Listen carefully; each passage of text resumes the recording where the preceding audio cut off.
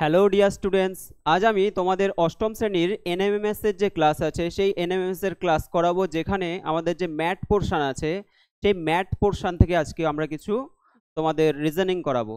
তো দেখো, আগের ক্লাসে আমরা তোমাদের 40 অবধি কমপ্লিট করিয়েছিলাম। আজকে আমরা বাকি যেগুলো রয়েছে সেগুলো আমরা দেখব। তোমাদের এখন আমি যে ক্লাসটা করাচ্ছি সেটা হলো তোমাদের 2024 সালে যে প্রশ্নটা এসেছিল সেই প্রশ্নেরই সলভ করাচ্ছিলাম। তোমাদের আমি একটা কথাই বললাম, যখন তোমরা পরীক্ষা দিতে যাবে তার আগে কিন্তু অবশ্যই অবশ্যই তোমাদেরকে যে প্রিভিয়াস ইয়ারের যে প্রশ্নগুলো আছে সেই প্রশ্নগুলো কিন্তু কমপ্লিট করে অবশ্যই যেতে হবে। প্রত্যেকটা প্রশ্ন তোমরা ধরে ধরে গত বছরের যতগুলো পরীক্ষা হয়েছিল সেই পরীক্ষার প্রশ্নগুলো তোমরা অবশ্যই প্র্যাকটিস করবে। তো সেগুলো প্র্যাকটিস করলে কি হবে, তোমাদের কিন্তু সমস্ত টাইপ সম্পর্কে আইডিয়া হয়ে যাবে, পরীক্ষায় কেমন প্রশ্ন আসে সেগুলো তোমরা জেনে যাবে এবং সেগুলোকে অ্যানালাইসিস করলে কিন্তু তোমরা ঠিকঠাক করে আসতে পারবে, এটা আশা রাখছি। এবং তার সাথে কিন্তু অন্য জায়গা থেকেও আমাদের প্র্যাকটিস করতে হবে। তো তোমাদের আমি কন্টিনিউয়াস ক্লাস করাবো, তোমরা আমার সাথে জুড়ে থাকো, আশা করি তোমাদের ক্লাসটা ভালো লাগবে। তো দেখো, আজকে আমরা 41 থেকে 45 অবধি যে পোর্শনটা রয়েছে সেটা করব। এখানে কি বলছে, প্রথমে আমাদের প্রশ্নটা ভালো করে পড়ে নিতে হবে।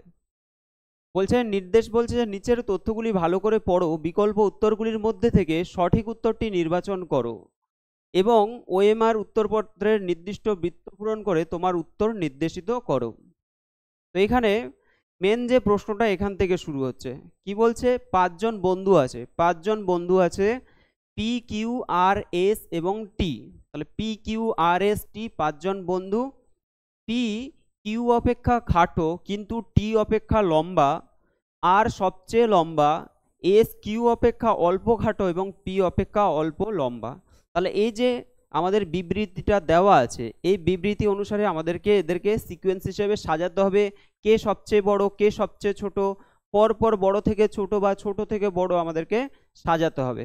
তারপরে দেখবে আমরা যদি সাজিয়ে ফেলতে পারি তাহলে আমাদের এখান থেকে যা যা প্রশ্ন সেগুলো আমরা কিন্তু সলভ করতে পারবো। তো দেখো, প্রথমে আমরা কি আমাদের কি বলছে যে 5 জন বন্ধু পি কিউ আর এস টি হয়ে গেল।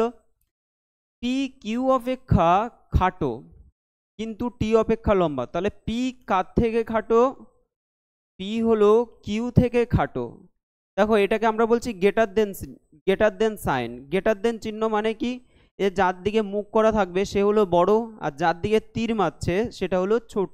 ঠিক আছে, তো বলছে কি, পি কিউ অপেক্ষা খাটো, পি কার থেকে খাটো, কিউ থেকে খাটো অর্থাৎ কিউ থেকে ছোট হলো, কিন্তু টি অপেক্ষা লম্বা। তাহলে কিন্তু বলছে যে পি কার থেকে লম্বা, টি অপেক্ষা লম্বা অর্থাৎ টি থেকে লম্বা। বোঝা গেল, পি কিউ থেকে খাটো কিন্তু টি থেকে লম্বা। তাহলে আমরা এটা পেলাম। এবার দেখো কি বলছে, আর সবচেয়ে লম্বা। তাহলে আমরা এই দিকটা দেখো, এই সাইডে আমরা বলছি যে লম্বা, এই সাইডটা সবচেয়ে বেশি লম্বা আসবে, আর এদিকে আস্তে আস্তে হলো খাটোগুলো যাবে। সবচেয়ে লম্বাকে আর, তাহলে আমরা আর কে দূর করে এখানে রাখলাম, আর হলো সবচেয়ে লম্বা। এই যে 5 জন আছে, 5 জনের মধ্যে সবচেয়ে লম্বাকে আর। এরপর দেখো কি বলছে, এস কিউ অপেক্ষা অল্প খাটো, এস এর কথা বলছে। আমরা এখানে আরেকবার আলাদা করে লিখে নিই। এস বলছে কার থেকে খাটো, কিউ অপেক্ষা অল্প খাটো। এস হলো কিউ থেকে, এখানে ধরো কিউ লিখলাম, সেই কিউ থেকে এস অল্প খাটো এবং পি অপেক্ষা অল্প লম্বা। কে, এস। কার কথা বলছে, এস এর কথা। এস দিয়ে কমা আছে মানে এখানে এস এর কথা কিন্তু বলছে। তাহলে এস কিউ অপেক্ষা অল্প খাটো, এস হলো কিউ থেকে খাটো এবং পি অপেক্ষা অল্প লম্বা। তাহলে পি থেকে এস হলো কিছুটা লম্বা।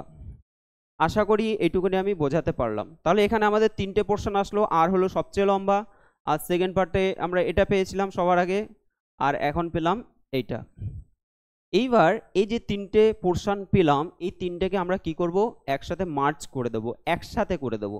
একসাথে করলে কি আসবে, প্রথমে দেখো এই দুটো পোর্শনকে আমরা যদি সাজাই, এখানে কিউ আছে, এখানে কিউ আছে, এখানে পি আছে, এখানে পি আছে। এবার দেখো, পি থেকে এস বড় আবার কিউ থেকে এস ছোট, তাহলে আমাদের এখানে কি আসছে, কিউর পরে কে আসবে, এস আসবে, এস এর পরে কিন্তু পি চলে আসছে, তাই না। কিউ, কিউর পরে এস, এস এর পরে কি আসছে পি, পি এর পরে কি আসছে টি আসছে, আর সবচেয়ে লম্বা কাকে বলছে আর কে বলা হচ্ছে, তাহলে আর হলো সবচেয়ে লম্বা। কি বললাম আরেকবার বলি, এখানে কিউ দেখো কিউ কিউ আছে, আবার এখানে পি পি আছে, আবার পি থেকে কে বেশি লম্বা এস বেশি লম্বা, তাহলে কিউ আর পি এর মাঝে কিন্তু এস চলে আসবে, Q S P, Q S P, টি হলো সবচেয়ে বেটে হয়ে যাচ্ছে টি, আর হলো সবচেয়ে লম্বা। আশা করি এইটুকুনি আমি বোঝাতে পারলাম তোমাদের। আমাদের এইবার এখান থেকে আমাদের অ্যান্সার আনতে হবে, ঠিক আছে, এখান থেকে আমরা অ্যান্সার আনবো। দেখো প্রশ্নে চলে যাচ্ছি আমরা, কোয়েশ্চেন নাম্বার 41, 41 নাম্বার প্রশ্নে কি বলছে যে কে সবচেয়ে খাটো, কে সবচেয়ে খাটো কি হবে।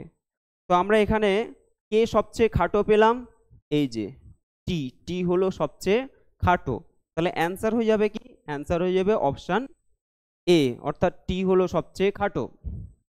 পরের প্রশ্ন দেখো, বলা হচ্ছে যদি তারা তাদের উচ্চতার ক্রমানুসারে দাঁড়ায়, তাদের উচ্চতার ক্রমানুসারে যদি দাঁড়ায়, মাঝখানে কে থাকবে, মাঝখানে কে থাকবে।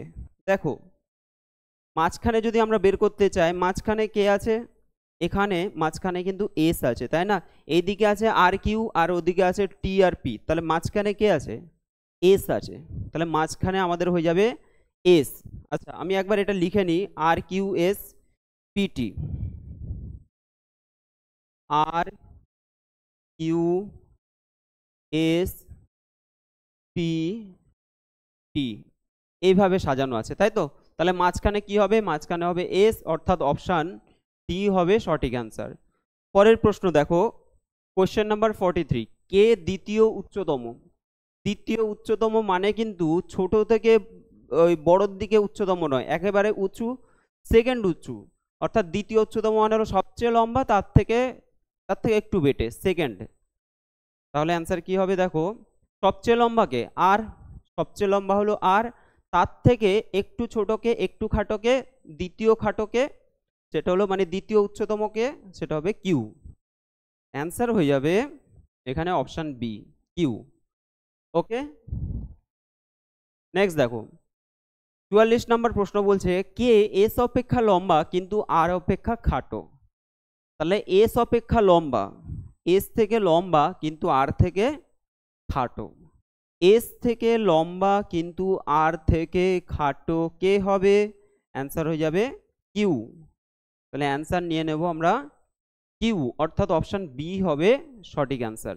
তাহলে দেখো একটা প্রশ্নের মাধ্যমে কিন্তু আমরা সবগুলো কমপ্লিট করে নিতে পারছি, জাস্ট একবার সাজিয়েছি, সেই একবার সাজানো থেকে কিন্তু আমাদের 5টা কোশ্চেন হয়ে যাচ্ছে।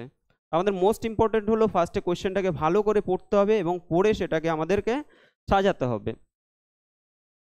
কোশ্চেন নম্বর 45 বলছে যে যদি তারা উচ্চতার ঊর্ধ্বক্রম অনুসারে দাঁড়ায়, উচ্চতার ঊর্ধ্বক্রম মানে কি, মানে ছোট থেকে বড়, আমরা তো এইভাবে সাজাচ্ছিলাম, এদিকে ছোট রেখেছি আমরা, ঠিক আছে, তো উচ্চতার ঊর্ধ্বক্রম, ঊর্ধ্বক্রম মানে হলো ছোট থেকে বড়, অধক্রম মানে হলো বড় থেকে ছোট, তাহলে ঊর্ধ্বক্রমে অর্থাৎ ছোট থেকে যদি বড় হিসেবে দাঁড়ায়, তাহলে দ্বিতীয় স্থানে কে থাকবে সেটা আমাদের বলতে হবে। তাহলে ছোট থেকে বড় যদি দাঁড়ায়, তাহলে দ্বিতীয় স্থানে কে থাকবে, দ্বিতীয় স্থানে কে থাকবে, দেখো সবচেয়ে ছোট কে টি, টি এর পরে দ্বিতীয় স্থানে কে হবে, দ্বিতীয় স্থানে হয়ে যাবে পি, ওকে, দ্বিতীয় স্থানে হয়ে যাবে পি, তাহলে অ্যান্সার কি হবে, অ্যান্সার হয়ে যাবে পি, অর্থাৎ অপশান বি হবে সঠিক অ্যান্সার। ওকে আশা করি বোঝাতে পারলাম। তো দেখো আমরা আজকে 5টা প্রশ্ন কমপ্লিট করালাম। এখানে মেনলি এই যে একটা টাইপ, আমরা তো আলাদা আলাদা টাইপ ধরে করাচ্ছি, তো তোমরা যদি এই টাইপটা যদি ভালো করে শিখে নাও, তাহলে এইরকম আরও যে প্রশ্নগুলো রয়েছে সেগুলো কিন্তু তোমরা নিজেরাও সলভ করতে পারবে, ঠিক আছে।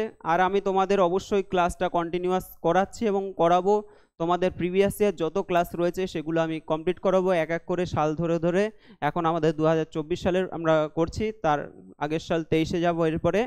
তো আর একটা ব্যাপার হলো, এছাড়াও এই যে শুধুমাত্র প্রিভিয়াস ইয়ার নয়, তার সাথে সাথে বাইরে থেকে কিছু প্রশ্ন তোমাদের আমি দেব, তার সাথে দেখবে আমি শর্টস ভিডিও বানাচ্ছি, সেখানে তোমরা শর্টস ভিডিওতে সেগুলো একটু দেখবে, তার সাথে কমেন্টস করতে পারবে, অসুবিধা নেই। আর তোমাদের ভিডিওটা কেমন লেগেছে অবশ্যই জানাবে, এবং যারা যারা এখনো চ্যানেলটা সাবস্ক্রাইব করেনি তারা কিন্তু অবশ্যই চ্যানেলটা সাবস্ক্রাইব করে দেবে। আজকের জন্য এইটুকুনেই, সকলকে ধন্যবাদ।